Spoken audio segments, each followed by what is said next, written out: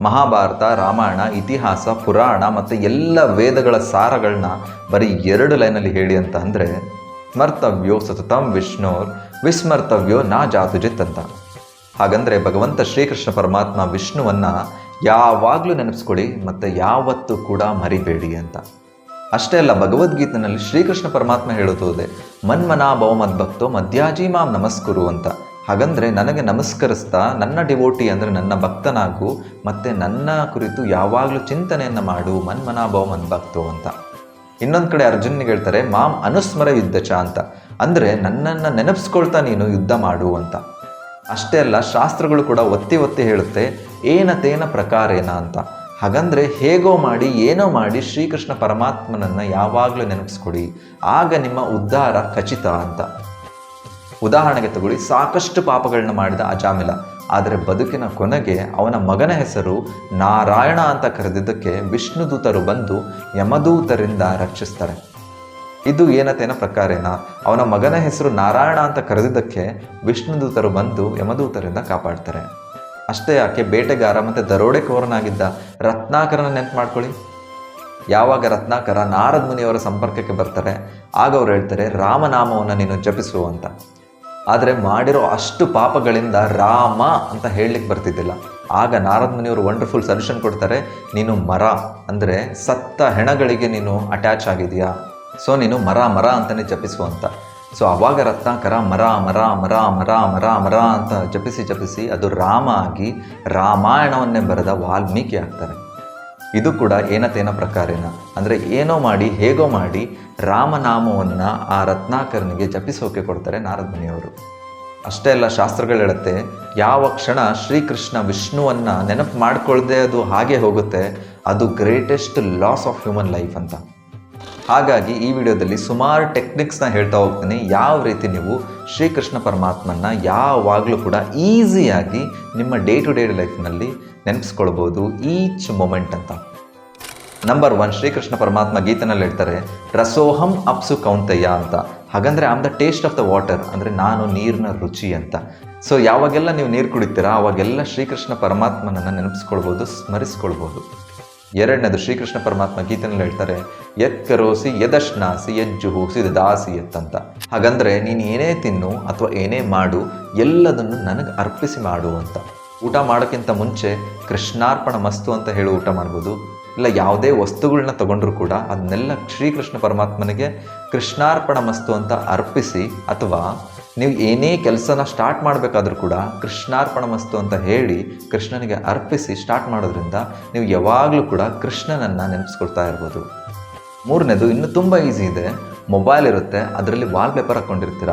ಆ ವಾಲ್ಪೇಪರ್ ಏನೇನೋ ಹಾಕ್ಕೊಳ್ಳೋ ಬದಲು ಅಲ್ಲಿ ಕೃಷ್ಣನ ವಾಲ್ಪೇಪರ್ ಹಾಕ್ಕೊಂಡ್ಬಿಟ್ರೆ ನೀವು ಮೊಬೈಲ್ನ ಓಪನ್ ಮಾಡಿದಾಗೆಲ್ಲ ಕೃಷ್ಣನ ಪಿಕ್ಚರ್ನ ನೋಡ್ತಾ ನೀವು ಕೃಷ್ಣನನ್ನು ನೆನೆಸ್ಕೋಬೋದು. ಹಾಗೆ ನೀವೆಲ್ಲಿ ವರ್ಕ್ ಮಾಡ್ತೀರಾ ಅಥವಾ ಮನೆಯಲ್ಲಿ ಕೃಷ್ಣನ ಫೋಟೋಗಳನ್ನ ಹಾಕೋದ್ರಿಂದ ಆ ಫೋಟೋಗಳನ್ನ ನೋಡಿದಾಗೆಲ್ಲ ಕೃಷ್ಣನ ನೆನಪನ್ನ ಮಾಡ್ಕೋಬೋದು. 4ನೇದು, ಭಗವದ್ಗೀತೆಯ ಶ್ಲೋಕವನ್ನು ಅಥವಾ ಅದರ ಅರ್ಥವನ್ನು ಒಂದು ಕೋಟ್ ಥರ ಮಾಡಿ ಬರೆದು ಗೋಡೆಯ ಮೇಲೆ ನೇತಾಕೋದ್ರಿಂದ ಅದನ್ನು ನೋಡಿದಾಗೆಲ್ಲ ಕೃಷ್ಣನ ಮಾತು ಮತ್ತು ಇನ್ಸ್ಟ್ರಕ್ಷನ್ ನಮಗೆ ನೆನಪಾಗ್ತಾ ಇರುತ್ತೆ. ಆಗ ಕೂಡ ಕೃಷ್ಣನ ಸ್ಮರಣೆ ಚೆನ್ನಾಗಿ ನಾವು ಮಾಡ್ಬೋದು. 5ನೇದು, one of the sweetest technique, ಕೃಷ್ಣನ ಬಗ್ಗೆ ಕೇಳೋದು. ಕೃಷ್ಣನ ಮಧುರವಾದ ಕಥೆಗಳು ಸಾವಿರಾರು ಸಿಗುತ್ತೆ. ಆ ಕಥೆಗಳನ್ನ ಕೇಳ್ತಾ ಇದ್ದರೆ ಶ್ರೀಕೃಷ್ಣನ ಸ್ಮರಣೆ ತುಂಬ ಈಸಿ ಆಗುತ್ತೆ. ನಮ್ಮ ಮನಸ್ಸು ಕಥೆಗಳನ್ನ ಕೇಳೋಕ್ಕೆ ತುಂಬ ಇಷ್ಟಪಡುತ್ತೆ. ಯಾವುದ್ಯಾವುದೋ ಕಥೆಗಳನ್ನ ಕೇಳೋದಕ್ಕಿಂತ ಶ್ರೀಕೃಷ್ಣನ ಕಥೆಗಳನ್ನ ಕೇಳಿದ್ರೆ ಸ್ಮರಣೆಗೆ ತುಂಬ ಈಸಿ ಆಗುತ್ತೆ. 6ನೇದು, ವಂಡರ್ಫುಲ್ ಐಡಿಯಾ ಇದೆ. ನಾವು ಯಾವಾಗಲೂ ಸಾಂಗ್ ಯಾವುದಾದ್ರೂ ಕೇಳಿದ್ರೆ ಅದನ್ನು ಯಾವಾಗಲೂ ಹಾಡ್ತಾ ಹೋಗ್ತಾ ಇರ್ತೀವಿ. ನಮಗೆ ಗೊತ್ತಿಲ್ಲದಂಗೆ ನಾವು ಮನಸ್ಸಿನಲ್ಲಿ ಹೇಳ್ತಾನೇ ಇರ್ತೀವಿ. ಅದೇ ರೀತಿಯಲ್ಲಿ ನೀವು ಮಾರ್ನಿಂಗ್ ಎದ್ದ ತಕ್ಷಣ ಯಾವುದಾದ್ರೂ ಭಗವಂತನ ಭಜನೆ ಅಥವಾ ಕೀರ್ತನನ್ನ ಕೇಳಿದ್ರೆ ಅದು ದಿನಪೂರ್ತಿ ನಿಮ್ಮ ಮನಸ್ಸಿನಲ್ಲಿ ಓಡ್ತಾನೆ ಇರುತ್ತೆ. ಸೊ ಅವಾಗ ನೀವು ಯಾವಾಗಲೂ ಭಗವಂತನ ಸ್ಮರಣೆಯಲ್ಲಿ ಇರ್ಬೋದು. 7th, ಮೋಸ್ಟ್ ಪವರ್ಫುಲ್ ಒನ್, ನೀವು ಈ ಆ್ಯಕ್ಟಿವಿಟಿನ ಎಲ್ಲಿ ಬೇಕಾದರೂ ಮಾಡ್ಬೋದು ಮತ್ತು ಕೃಷ್ಣನ ಸ್ಮರಣೆಯಲ್ಲಿ ಇರ್ಬೋದು. ಅದೇನಪ್ಪ ಅಂತಂದರೆ ನಾಮ ಜಪ, ಹರೇ ಕೃಷ್ಣ ಮಹಾಮಂತ್ರದ ಜಪ. ಎಲ್ಲ ಆಚಾರ್ಯರು ಕೃಷ್ಣನ ಸ್ಮರಣೆಯನ್ನು ಯಾವಾಗಲೂ ಮಾಡಲಿಕ್ಕೆ ಕೊಟ್ಟಿರೋ ಒಂದು ಅಥೆಂಟಿಕೇಟೆಡ್ ಪ್ರೋಸೆಸ್ ಯಾವುದಾದ್ರೂ ಇದೆಯಪ್ಪ ಅಂತಂದರೆ ಈ ಹರೇ ಕೃಷ್ಣ ಮಹಾಮಂತ್ರ ಜಪ.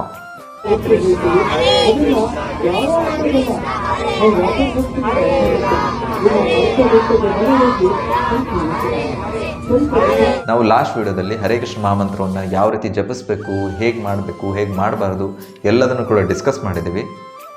ಸೊ ನೀವು ಬಿಗಿನರ್ ಆಗಿದ್ರಿ ಅಂತಂದರೆ ಒಂದು ರೌಂಡ್ ಅಂದರೆ 108 ಬಾರಿ ಈ ಹರೇ ಕೃಷ್ಣ ಮಂತ್ರ ಅಂದರೆ ಹರೇ ಕೃಷ್ಣ ಕೃಷ್ಣ ಕೃಷ್ಣ ಹರೇ ಹರೇ, ಹರೇ ರಾಮ ರಾಮ ರಾಮ ಹರೇ ಹರೇ ಅನ್ನೋ ಮಂತ್ರವನ್ನು 108 ಬಾರಿ ಜಪಿಸ್ಬೋದು. ನೀವು ಇದನ್ನು ಬೆಳಿಗ್ಗೆ ಎದ್ದ ತಕ್ಷಣ ಜಪಿಸಿದ್ರೆ, ನಾವು ಆಗಲೇ ಡಿಸ್ಕಸ್ ಮಾಡಿದ್ವಲ್ಲ, ಸಾಂಗ್ನ ನಾವು ಬೆಳಿಗ್ಗೆನ ಕೇಳಿದ್ರೆ ಅಂದರೆ ಭಜನೆನ ಕೇಳಿದ್ರೆ ಇಡೀ ದಿನ ಅದು ನಮ್ಮ ಮನಸ್ಸಿನಲ್ಲಿ ಮನನ ಆಗ್ತಿರುತ್ತೆ ಅಂತ.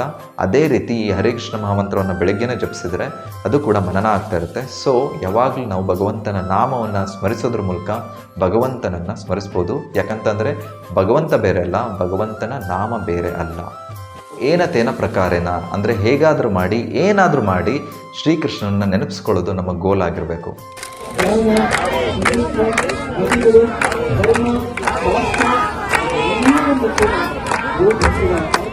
ಹಾಗಾಗಿ ನಾನು ಹೇಳ್ಕೊಟ್ಟಿರೋ ಈ ಟೆಕ್ನಿಕ್ಸ್ನ ಫಾಲೋ ಮಾಡಿ, ಮತ್ತು ನಿಮಗೂ ಏನಾದರೂ ಹೊಸ ಟೆಕ್ನಿಕ್ ಗೊತ್ತಾದರೆ ಅದನ್ನು ಕೂಡ ನೀವು ಇಂಪ್ಲಿಮೆಂಟ್ ಮಾಡಿ ಶ್ರೀಕೃಷ್ಣ ಪರಮಾತ್ಮನನ್ನು ನೆನೆಸ್ಕೊಳ್ಬೋದು. ನಿಮ್ಮ ಹೊಸ ಟೆಕ್ನಿಕ್ ಏನಾದರೂ ನಿಮಗೆ ಗೊತ್ತಿತ್ತು ಅಂತಂದರೆ ಕಮೆಂಟ್ ಮಾಡಿ, ಸೊ ದ್ಯಾಟ್ ಅದು ಇನ್ನೊಬ್ಬರಿಗೂ ಕೂಡ ಹೆಲ್ಪ್ ಆಗುತ್ತೆ. ಮತ್ತು ಶಾಸ್ತ್ರಗಳು ಮುಂದುವರಿಸಿ ಹೇಳುತ್ತೆ, ಯಾವ ವಿಧಿ, ಯಾವ ನಿಯಮ, ಯಾವ ಕೆಲಸ ಈ 2 ಲೈನನ್ನು ಅಚೀವ್ ಮಾಡೋಕ್ಕಾಗೋದಿಲ್ಲ ಅಂದರೆ ಪಾಲಿಸೋಕ್ಕಾಗೋದಿಲ್ಲ, ಆ ಕೆಲಸ, ಆ ವಿಧಿ, ಆ ನಿಯಮ ವ್ಯರ್ಥ ಅಂತ. ಆ 2 ಲೈನ್ ಏನು ಅಂತ ನಾವು ಆಲ್ರೆಡಿ ನೋಡಿದ್ವಿ. ಕೃಷ್ಣನ ಯಾವಾಗಲೂ ನೆನ್ಪಿಟ್ಕೊಳ್ಳಿ ಮತ್ತು ಯಾವಾಗಲೂ ಕೂಡ ಮರಿಬೇಡಿ ಅಂತ. ಈ ವಿಡಿಯೋ ಭಗವಂತ ಶ್ರೀಕೃಷ್ಣ ಪರಮಾತ್ಮನನ್ನು ಇನ್ನೂ ಹೆಚ್ಚು ಸ್ಮರಿಸ್ಕೊಳ್ಳೋಕ್ಕೆ ಹೆಲ್ಪ್ ಆಗಿದೆ ಅಂತ ಅಂದ್ಕೊಳ್ತೀನಿ. ಹಾಗೆ ಸ್ಮರಿಸ್ಕೊಳ್ಳೋದ್ರ ಮೂಲಕ ಇನ್ನೂ ಹೆಚ್ಚು ಭಗವಂತನಿಗೆ ಹತ್ತಿರ ಆಗ್ತಾ ಬರ್ತೀರಾ ಅಂತ ಹೇಳ್ತಾ ಮುಂದಿನ ವಿಡಿಯೋದಲ್ಲಿ ಹೊಸ ವಿಷಯದ ಮೂಲಕ ಸಿಗೋಣ. ಹರೇ ಕೃಷ್ಣ. ನೀವು ನಮ್ಮ ಈ ಸೇವೆಗೆ ಸಪೋರ್ಟ್ ಮಾಡಬೇಕು ಅಂತ ಬಯಸಿದರೆ ಇಲ್ಲಿ QR ಕೋಡನ್ನು ಹಾಕಿರ್ತೇನೆ. You can contribute here.